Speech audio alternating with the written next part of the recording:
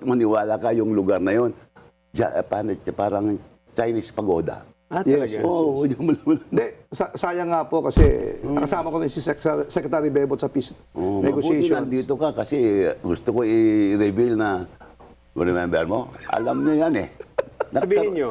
Dapat magkaroon na ng peace agreement.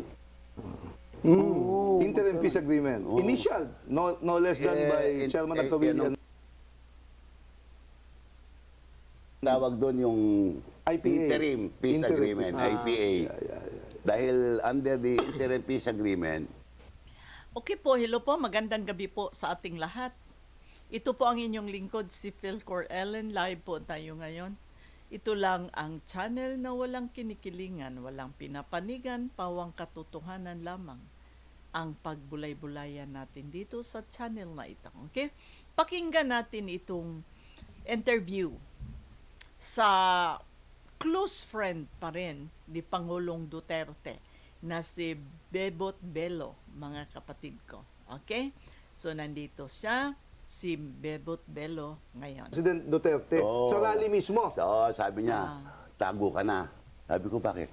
Uhulihin kayo. So, nahuli si Larry Ilagan, si Tony Arellano, and my former, Palae, si Boy Rizonar. They were all arrested, including Misana. Kaya lang, natin si Digong, tago ka na. So, Nagtago kayo? Nagtago ko, punta ako sa Digos, pero nobody on your body. Baka nandun din si Bato. Sa Digos. Sino po yung plinantahan ng granada sa ilalim ng kama? Hindi ba kayo yon? Hindi. Tapos anak yung nandun si Babaw, so sabi nung piskal ata, narinig ko lang kung nakwento to. Imposible naman yan, sabi. Kasi during those times, sa martial law, grabe yung mga maraming farmer. Plant dito ng ebidensya. Talaga. Ikuan yun, sino naman yun? Okay, akala ko po kayo. Colonel Kahulugan. Kahulugan. Sec, but I'll just go straight to something quite controversial. Mga I mean, kapatid, so pasok past na po you were a kayo, human rights pasok lawyer. na po Yes. kayo. And then it is publicly known and common knowledge that during the time of President Duterte, he enforced tokhang and killed a number of drug addicts or whatever you may call them. But so how do you reconcile the fact that you are a human rights lawyer and you, although you are not directly connected to the PNP or to that portion of governance, how do you reconcile your beliefs as a human rights lawyer vis-a-vis what was happening during the Duterte administration? Yeah, I'm glad you asked that, Edwin. You know what? Ang akala ng tao, ang daming pinatay si Digong. Ganon ang perception. Alam mo kung bakit? Every time na may mamatay na o yung drug, sasabihin niya siya nagpatay pero hindi. Totoo yan. But Manong Bebot, don't get this wrongly. No, because when the president speaks, it becomes policy. Correct. So, in other words, pag sinabing ubusin yan, patayin yung mga yan, hindi kaya yung mga gumawa ng patayan was following the verbal instructions of the president? Pero alam niyo yun, he qualified this, he qualified this statement na patayin niyo kung lalaban.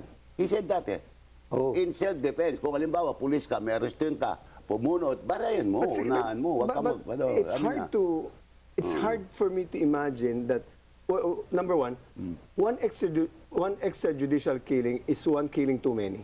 Because whether you're saying it's just 1,000, 4,000, 20,000, it's still a violation of human rights. So, I mean, you're out of government now. I agree. So, how did you reconcile this? Yeah, I agree. But as I said, believe it or not, wala pang pinatay si Digong. Except when in defense. Remember mo, there was a group of mga addicts. They raided a house in Huna Subdivision, Davao City. Huna, yes, I know the And place. killed the people there. May mga kamag-anak ako doon. Lahat pinatay. But the record of, if you take the record of PNP, the reported thing was around 4,000. If you take the records of outside, it's about 20,000. Ang namatay, supposedly. Pero the point, my point lang, it's not so much the quantity. 요즘 누가 금연을 혼자 합니까? PT 받으셔야죠.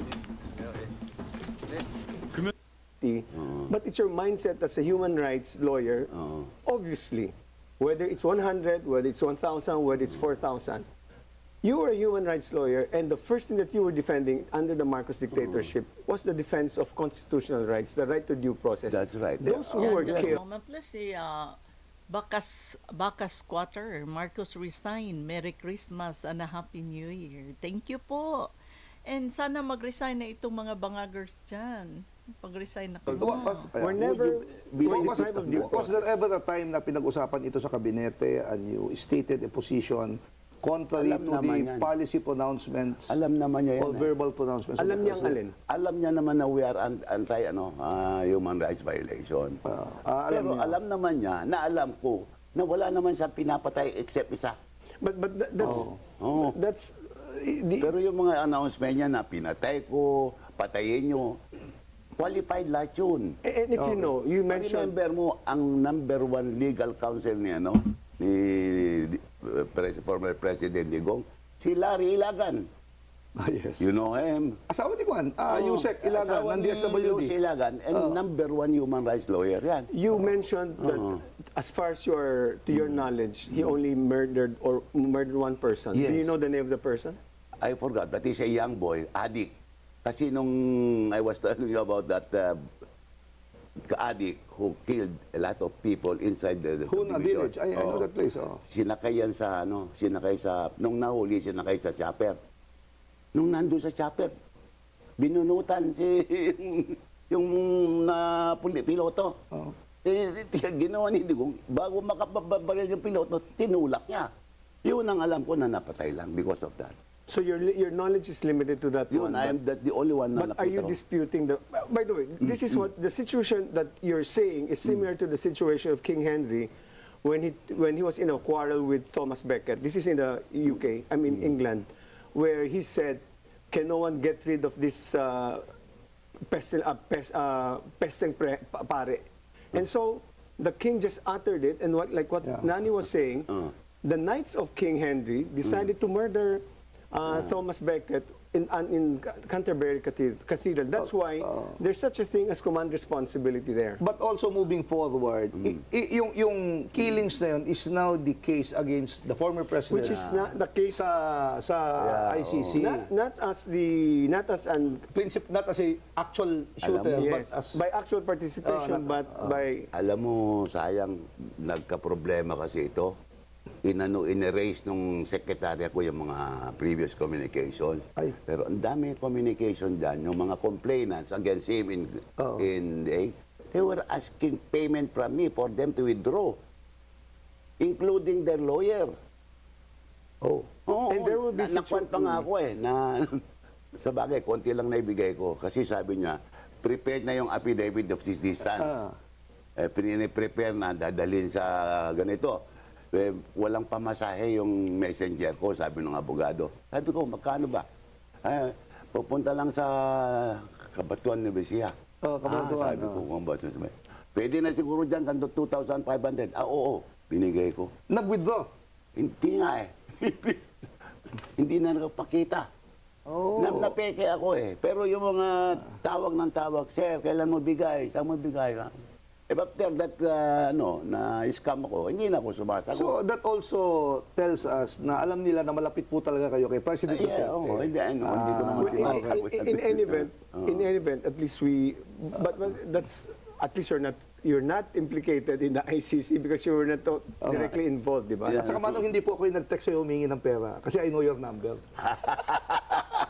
At saka hindi lang yun yung hihingin ko. At saka hindi lang yan ang hingin. Correct. Isasama ko si Atty. Edwin. Sec, but there's a current thing that's news that you were allegedly offered a 1 billion. I was offered. You were offered. Yes, Can you describe the situation? And if you are able to identify the person that offered it, we'd be happy to know.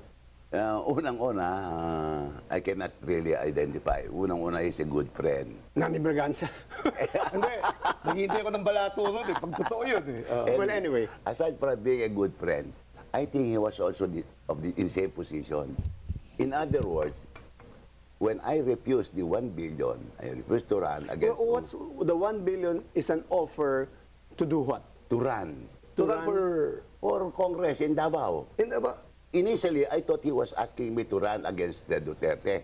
Sabi ko naman, partner, kasi barkada partner, para ka mo naman ng insulto, ako. You were asked to run as a representative. Oh, yes. Yeah, pero nung unang offer, I thought he was asking me to run in Davao against Duterte. So, Against Duterte as because mayor? akala niya, mayor, oo. Ah. Sabi ko, ikaw naman, kaibigan, barkada. Sabi ko, ikaw naman, partner, para mo naman nangiinsulto. Lalabanan ko yung kaibigan ko. Correct. Naging boss ko ba? Sabi niya, hindi. Lalabanan mo yung congressman ng ng 3rd District of Davao. Si Ungab. Si Ungab. Congressman Ungab. Eh, close rin kay Digong yun. Who defeated your son? Kasi yung kasama ko, ang nakalaban niya eh. Sabi ko, Okay. ako, alam mo kako, hindi ako butante. That Sa Davao. The offer was made to me May 2024. May 2024. Sabi ko, hindi ako pwede kasi hindi ako butante dyan eh. Pwede ka mag-transfer. You have time. Yes. Sabi nga gano'n. Wala na, 1 year eh. Di, yung 2024. 2024. May 1 year ka, di ba? You can. Yeah, you can. Sabi mo na, sabi ko, hindi pwede kako. Alam mo, gastos ka lang ng 100 million, may maiwan ka pang 900 million, panalo ka na. Hindi tayo maalala ko ng savings na 900 million to. Nasa amlan ng record nito.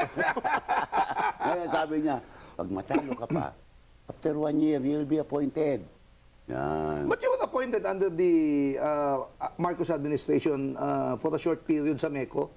Hindi, I was not appointed by him.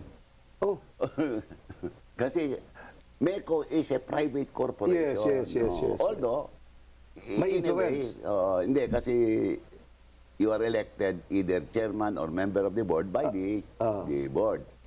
And ang nagbibigay ng utos sa board ay ang president. They call it desired letter. a desire. It is my Desired wish. letter. It's my wish or my Yun, desire that you elect Yeah, Silvestre Bello. okay. Ganon. Ang nabasa ko sa news show kasi, you immediately instituted reform sa MECO dahil ang tataas ng sweldo ng mga tao dyan. Correct.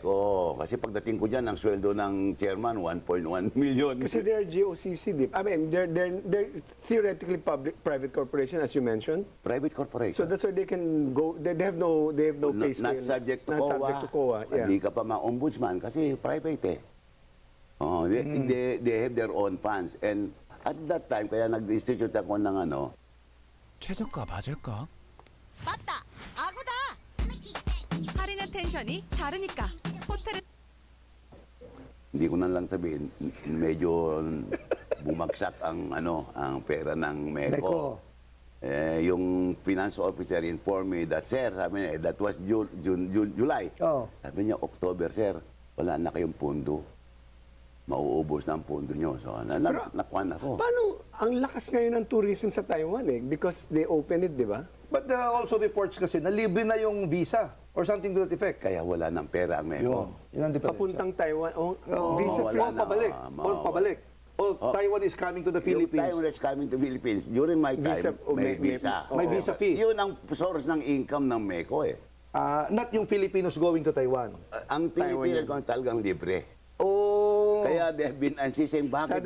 they demanded reciprocity. Yes, sabi ko naman doon sa kaibigan ko naman yung ambassador sa you are rich, we are poor. Sabi ko. So what happened to yung reform na ginawa nyo? Binawasan yung mga sweldo nila? Binawasan kong sweldo namin by 30%. So from 1.1 naging 700 plus. Yung mga director from 700 naging 400 plus. Hindi naman sila umangal.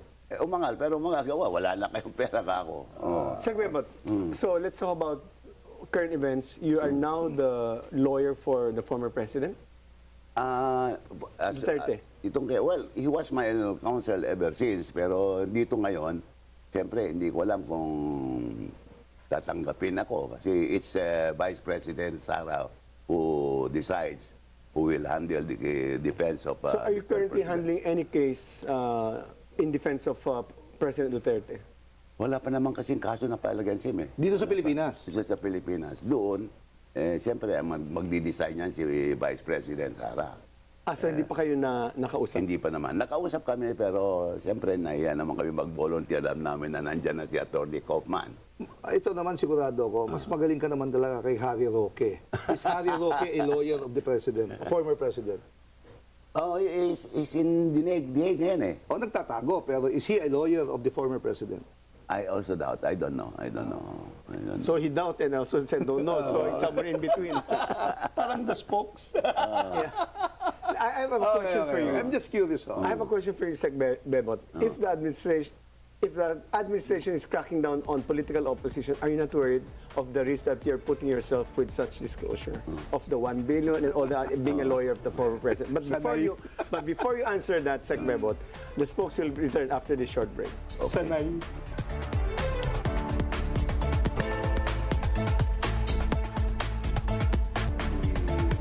And the spokes is back still with former DOJ and Labor Secretary Bebot Bello. Yung hanging question natin ngayon, di ba, if the administration is cracking down on political opposition, are you not worried about all the disclosures made and being a lawyer of President Duterte? You mean they might go against me? Ganun? Yes. I'm prepared for any eventuality naman. Wala naman ako alam pwedeng ihabol sa akin. Right. I've been cabinet secretary under 4 presidents. Wala naman akong natanggap na complaint against me. And during my term of office as Secretary of Labor, ang laki ng pundo namin, pero never ka makarinig na meron akong ginalam na pera. Were you under Secretary Drilon sa Labor? Hindi. No. Sa DOJ. Sa DOJ. DOJ, So you were the USEC. Pero Boss Edwin, the funny part is, during the time of President Duterte, Manong Bebot was my chairman sa peace panel. Yes. Yun pa rin. Ni-red tag kami parehas ng gobyerno. Ng FVR? No? JWay? Duterte administration. Pati kayo ni-red tag. In fact, the President Duterte keeps calling me communist. This is the NTF-LCAC. Yan, good to mention NDFL. That's stupid. Ano kung hindi ka na... Ma-remember mo, very good to mention NDFL. Under Executive Order Number 70, which created the NTF-LCAC, wala ang Department of Labor.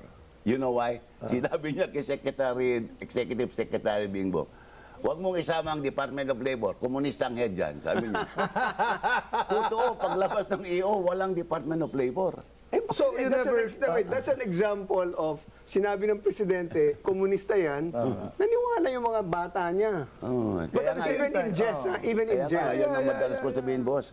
Kasi nandyan sila Esperon, sila De Lorenzana, yung mga kanya, anyo.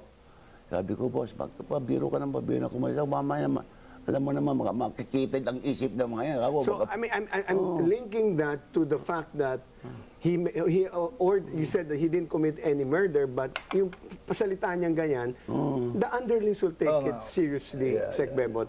But anyway, Even at his level, yes, even at his level, imagine mo, pati ako dinamay. Labor Secretary, i-red tag nila. Sabi ko, nanis people sa army. Hindi naman... How stupid can NTF-LCAC be?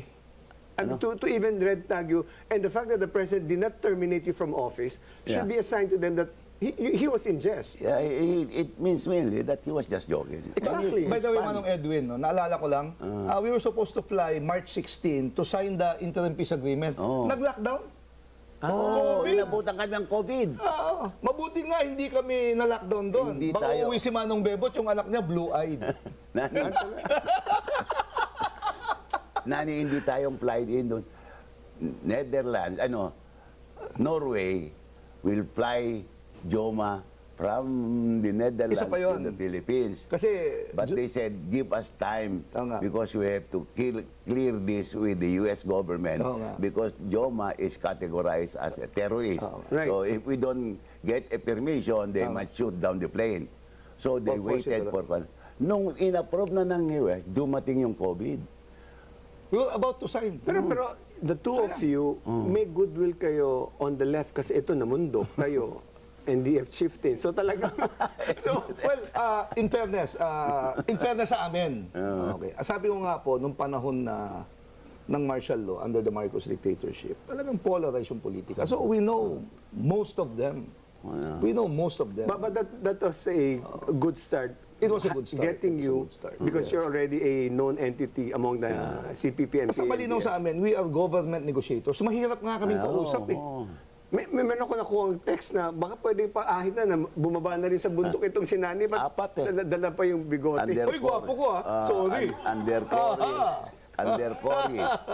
under Fidel, Oo nga. under GMA, Yeah. and then under Digong. 4 na beses ako nang chairman. Oo nga, chairman. Sige, but the current flood control scam, Oh, naku. there is, what's your take? Because apparently, the genesis of this whole flood control scam started with the Duterte administration on the build project. So what's your take on this? What can you say about this? Alam mo yun nga ang inaano ko eh. In fact, I talk about that yesterday, sabi ko, kayo nasa media ka ako. Palagi niyong kino-cover yung investigation, filing of complaint. Hindi niyo ba napapansin ka ako na ang hinahabol, lalo-lalo ng ICI, ay ang mga kontratista at ang mga DPWH officers? Only. Bakit hindi nahabol yung the source of the corruption? Congress. Question lang manong Bebot. You were also a legislator. Do you Yes. know how to craft the budget? I also was once a legislator. Yeah. Who do you think is the mastermind in this scam? Saldi ko lang to? 아우 뭐야 백내장 노안 내 얘기다 싶으면 알콘 페노픽스 DBT 세상에 없던 주소에 당신을 처음으로 초대합니다. 이프에서 새만금 라이프로 새만금 스마트 수변도시 역사적인 첫 분야. Speaker. And yung si Kimbo. Kimbo of Stella Kimbo. Yan ang mga mastermind yan. Because the speaker being the head of the house and Stella being the head of appropriations. Yes, So sila if you're mga- going to do that, do you also would conclude on the Senate side, it's a Senate president and the head of finance? Well, I Because don't know. you cannot do that without the concurrence of all these four Yeah, in people. fairness, I do not know how the Senate operates. I can only talk about the Congress. Let me also ask this, Manong Bebot. Do you think Malacanang is free from the manipulation of the budget? O may knowledge ba sila? Kasama yan. No, hindi naman papa-approvean mo yung budget without the... So you're saying si knowing. Pangandaman kasama dapat sa budget secretary? As DBM? Well, I don't know. Kasama siya, pero whether it is willingly or unwillingly, it's another thing. Alam mo, Manong Edwin, we work under 3 presidents together. Diba? Never kong nakita na at the level of ASIC level, may nagmamanipulate ng budget. May sasabihin ako sa iyo, Yun ang... wala talagang nagmamanipulate ng budget sa panahon ni GMA kasi 9 na taon, re-enacted budget kayo. Wala kayo napapa-approve. No. Look. Di ba? I will not dispute that.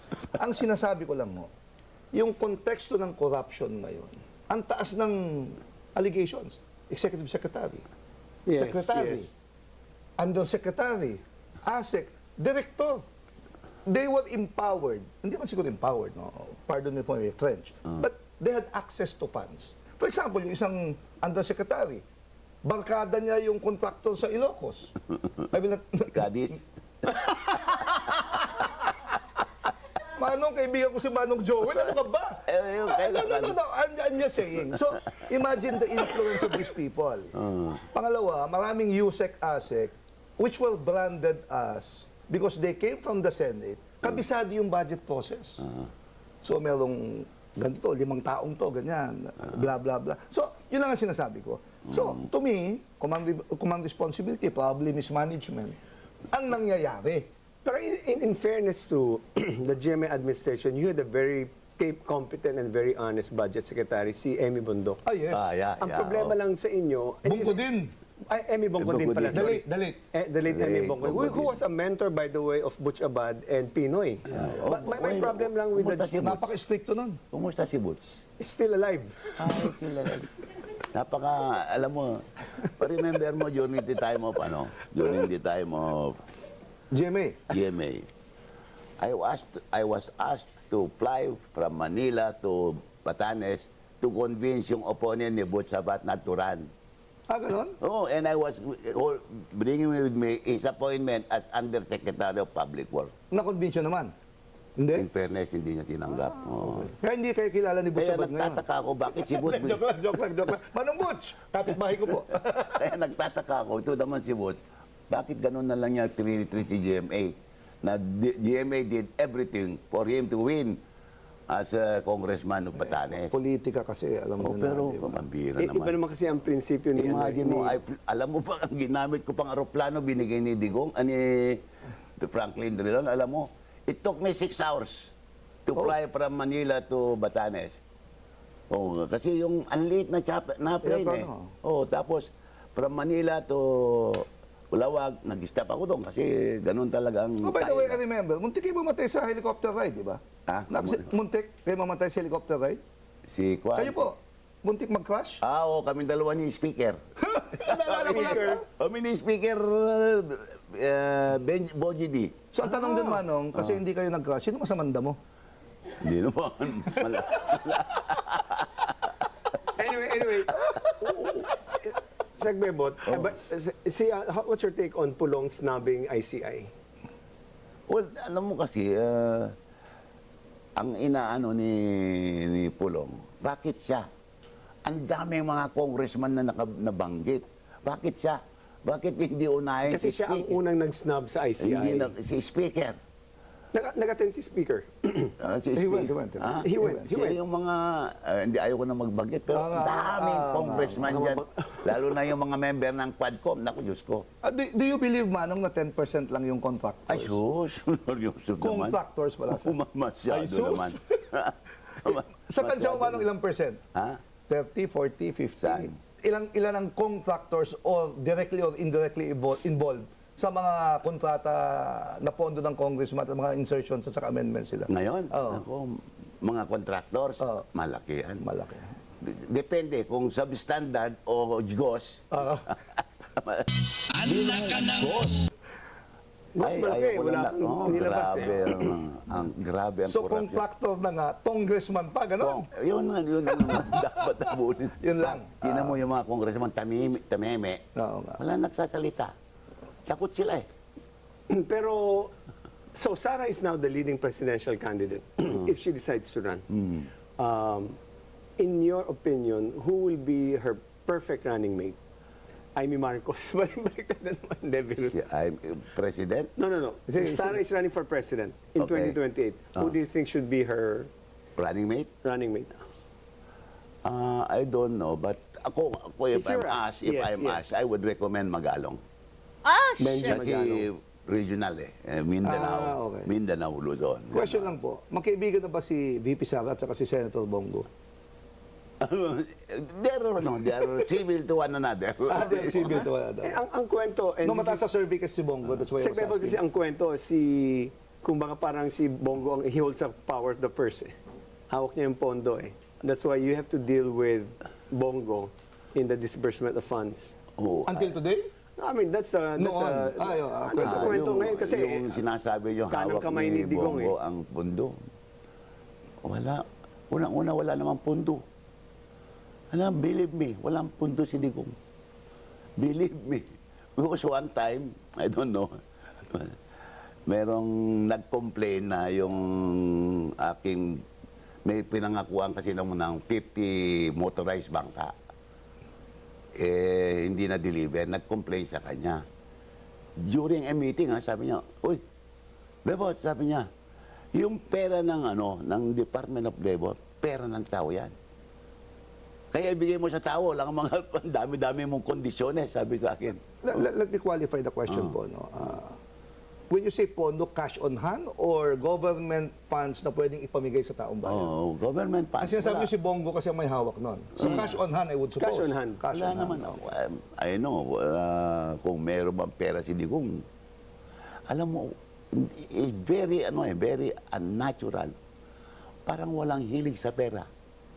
Wala. Sa pera? Oh, walang hilig Sa ibang bagay? Oh, yun. Pero in 2016 kasi, in 2016, Sonny Trillanes disclosed the BPI bank statements and he never disputed those. Naniniwala ka ba kay Trillanes? Sus Those are Mario. bank statements. You believe that Yan. guy? Sus Mario. I'll tell you what. Anybody who believes in that No, is no, no. Is what? I'll tell you what. The things that he has mentioned regarding the ICC has come to pass. The warrant of arrest against Duterte came out. He said that, and it came to pass. The Bato de la Rosa warrant is coming forth forthwith, and it's coming soon. In fact, that's the reason why maybe Bator escaped to where you previously escaped. But that's the point, no? It's not something that, you know, obviously, the other side will dismiss whatever he's saying, but he has evidence already, and whatever he said is supported by what already happened. The fact is, even then, there is already this coming, even then, there is a, while we think that there's nothing that's out there, Duterte never disputed the BPI statements. In fact, the lady, the branch manager, became, my understanding, she became a director of SSS or Land Bank. So, 온 세상을 웃게 만드는 진돗개가 있다. 생김새부터 범상치 않은 그 정체는 웃음으로 꽉 찬.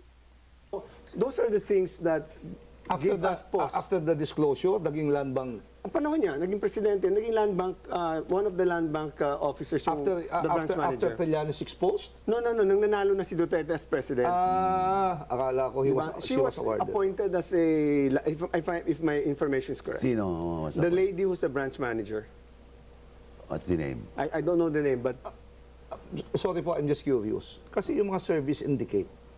Gusto ko lang balikan yung sino yung vice president.